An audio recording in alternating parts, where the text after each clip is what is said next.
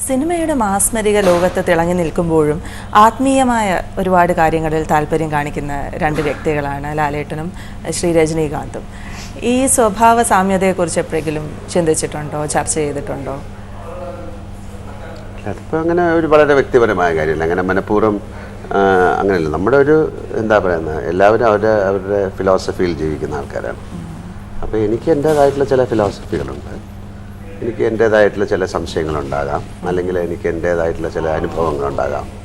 അത്തരത്തിൽ യാത്ര ചെയ്യാനാണ് എനിക്കിഷ്ടം. അപ്പോൾ അല്ലാതെ രജനീകാന്ത് അദ്ദേഹം വേറെ തരത്തിൽ ചിന്തിക്കുന്ന ആളായിരിക്കാം അല്ലേ. പുള്ളി ഒരുപാട് യാത്രകൾ ചെയ്യുന്ന ആളാണ്. പുള്ളിക്ക് ചില പ്രത്യേക തരത്തിലുള്ള സാധനകളുള്ള ആളാണ്. അപ്പം അദ്ദേഹം വേറൊരു തരത്തിൽ ജീവിക്കുന്ന ആളാണ്. അപ്പം അങ്ങനെ ഒരാളും മറ്റൊരാളുമായിട്ട് കമ്പാരിസൺ ഒന്നുമില്ല. ആത്മീയത എന്ന് പറയുന്നത് എല്ലാവരിലും ഉള്ളത് തന്നെയാണ്. നമ്മുടെ സൗഹൃദം, അല്ലെങ്കിൽ നമ്മുടെ അനുഭവങ്ങൾ, നമ്മൾ വായിക്കുന്ന പുസ്തകങ്ങൾ, അല്ലെങ്കിൽ നമ്മൾ കാണുന്ന സിനിമകൾ, എന്ത് തന്നെയായാലും അത്തരത്തിൽ നമ്മൾ ചില ഇഷ്ടങ്ങൾ തോന്നാറുണ്ട് ചിലതിനോട്. അപ്പം അത് ആത്മീയതയോ അല്ലെങ്കിൽ നമ്മുടെ ഇഷ്ടങ്ങളോ നമ്മുടെ ഫിലോസഫിയോ എന്നൊക്കെ എന്ത് പേരിൽ വല്ലതും വിളിക്കാം.